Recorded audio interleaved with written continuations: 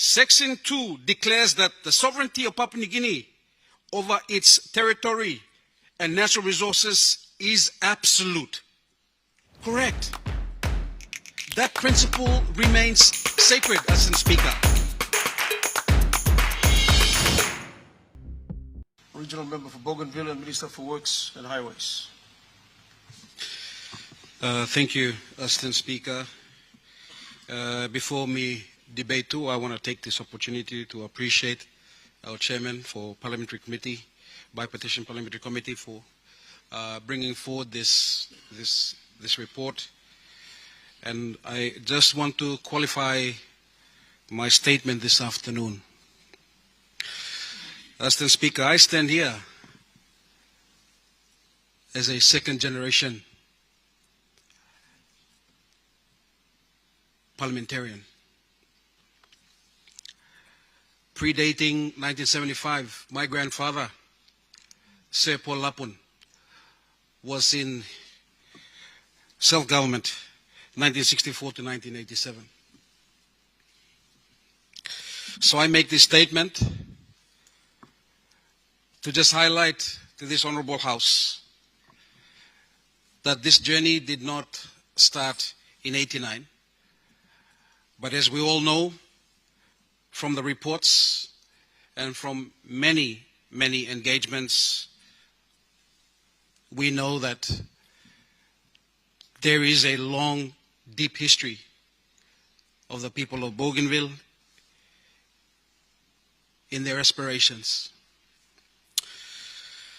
Before me, give him Pluk pasta mi golong Vice President Blomi, Honorable Esike Masat, with all my honorable leaders of the Autonomous Bougainville government who are in the House. I also acknowledge all my chiefs from Central Bougainville, including my chiefs from Bana, who are here, all Papua New Guineans that are listening and watching, and all my people of Bougainville that have had their ears on today's session and this debate. Me talk gutpla de lo yupla olgata. As the Speaker, I rise not merely as the regional member for Bougainville. I rise as a son of Bougainville. I rise as a citizen of Papua New Guinea. I rise as a Melanesian leader in this honorable Melanesian House. And I rise conscious that what we do in this chamber today will be remembered long after every one of us have left this public life. Future generations will study this moment, Assistant Speaker. They will ask what kind of leaders we were. They will ask whether we honored our Constitution. They will ask whether we honored our word. And Assistant Speaker, I would like to remind our Honorable House that what we're all doing today is merely following the Constitution, the process that prescribes the peace agreement, to follow the process constitutionally.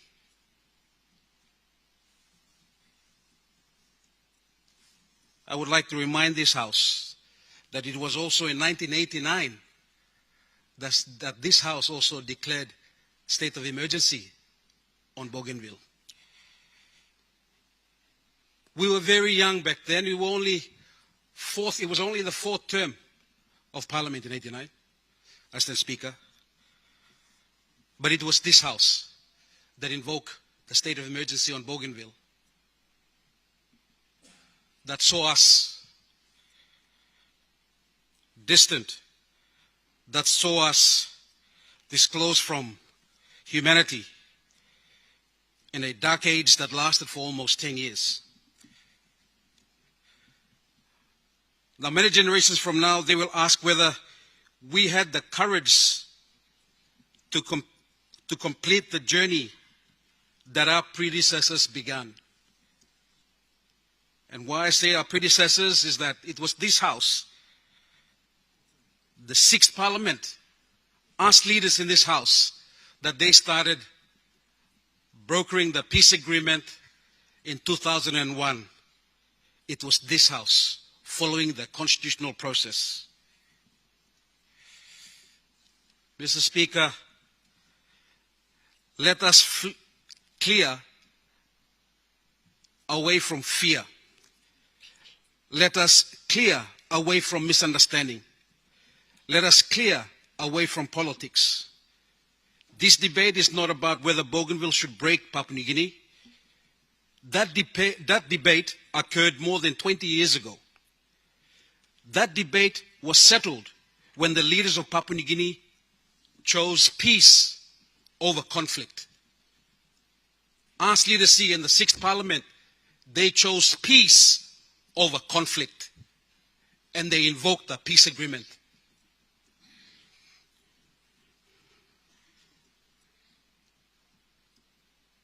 The matter before us today is much simpler. The matter before us today is whether this Parliament will faithfully discharge the constitutional responsibility entrusted to it by leaders who came before us. Mr. Speaker, on 23rd January 2002, let me remind this House, the National Parliament took the first constitutional vote. Out of 109 seats, 85 members vote in favor. None voted against,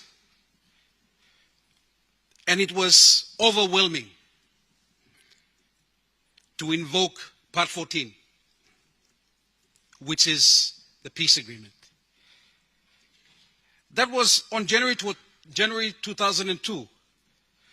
On that 27th of March, a second vote took effect on the final constitution vote, and 87 voted in favor. None voted against. Not one. No division, no opposition, no uncertainty. The leaders of that generation spoke with one voice. The Speaker presiding over those historic votes was Sir John Pundari, who today sits among us and has the rare privilege of witnessing both the beginning and the conclusion of this constitutional journey. Prime Minister Sir Mekere Marauta, Minister for Bougainville Affairs Sir Moe Ave, Speaker then Sir John Pundari, and the members of that Parliament, together they embedded the peace agreement into the Supreme Law of Papua New Guinea. Not into an ordinary act, not into a policy document, not into a political agreement, into the Constitution itself. Mr. Speaker, Section 2 declares that the sovereignty of Papua New Guinea over its territory and natural resources is absolute. Correct. That principle remains sacred, Mr. Speaker. That principle remains fundamental. However, Mr. Speaker, exercising that same sovereignty of authority, this Parliament deliberately created a special constitutional framework for Bougainville. Section 276 provides that Part 14 applies only to Bougainville.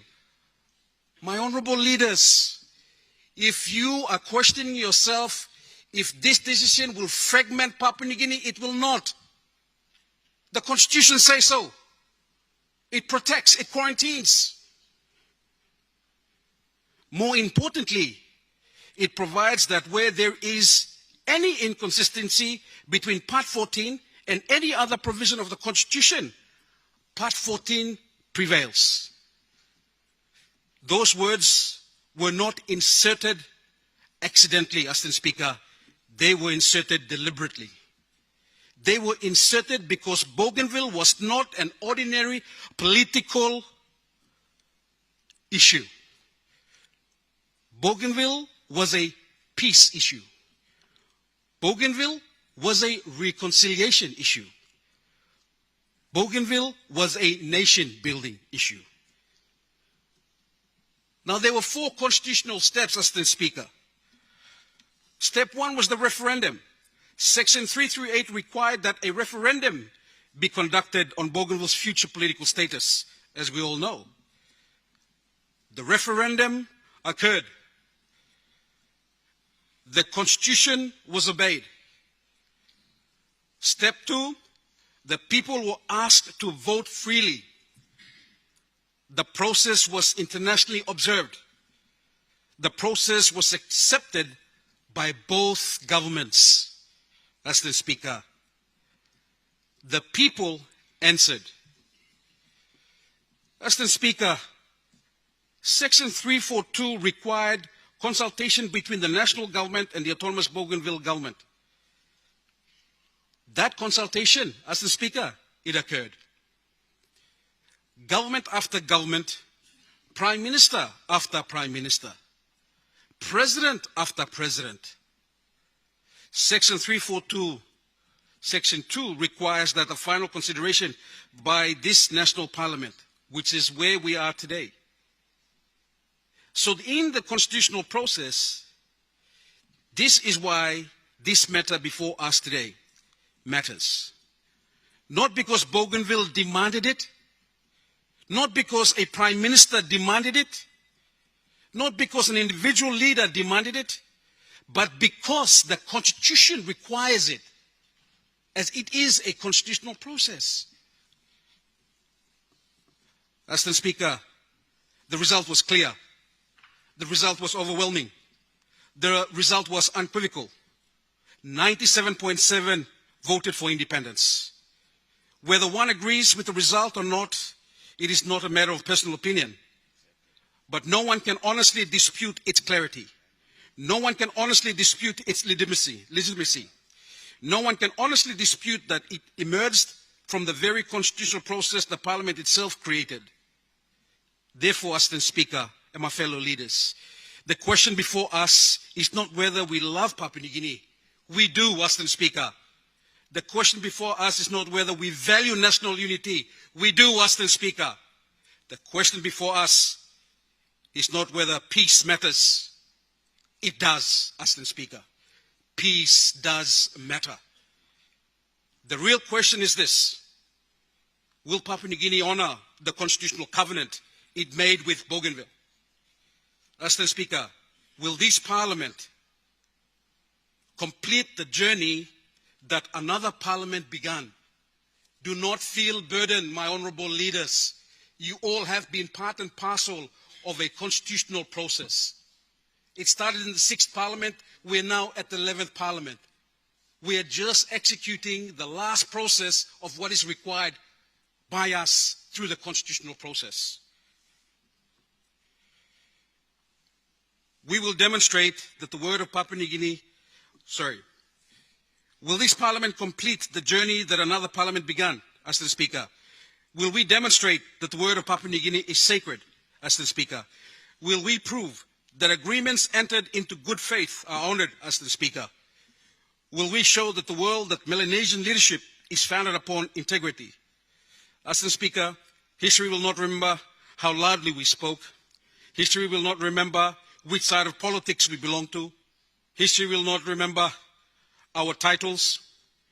History will remember only one thing: whether we honored our word, Mr. Speaker. The generation before us choose dialogue instead of war, Mr. Speaker. They choose reconciliation instead of division, Mr. Speaker. They choose constitutionalism instead of violence, Mr. Speaker. And they entrusted that legacy to us. Today, we honor every peacemaker, every mother, every church leader, every chief, every former ex-combatant, every leader who believed that peace was possible. Today, we honor the wisdom of those who embedded that promise into our Constitution. And today, we have an opportunity to demonstrate that the word of Papua New Guinea remains unbroken. For peace was the purpose. For peace was the promise. For peace was the process, and peace must remain the legacy. May God bless Bougainville, may God bless Papua New Guinea, and may future generations say that when history called upon us, we honored our covenant. The Bible says in 5:19, "Blessed are the peacemakers, for they shall be called sons and daughters of God." I finish by saying I commend the chairman of the Bipartition Committee of bringing this report to the floor and allows all of us to discuss. And as we highlighted, it is not the end. We will have opportunity to debate thereafter. But hopefully, what I have been able to amplify this afternoon will help guide you when you read through the Bipartition Committee's report.